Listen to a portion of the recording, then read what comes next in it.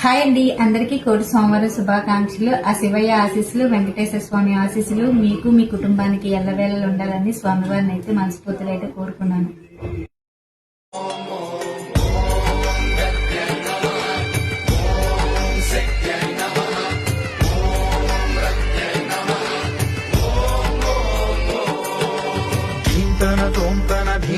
తోంతన నటరాజుకి నట భంగిమవో తోంతన శంకరునికి సంకీర్తనవో ఈశ్వరుడే అనునిత్యం తనలో తలచుకునే ఓంకారమువో శివ హృదయం కరిగించే ఆ పంచాక్షరివో ఈ మదిలో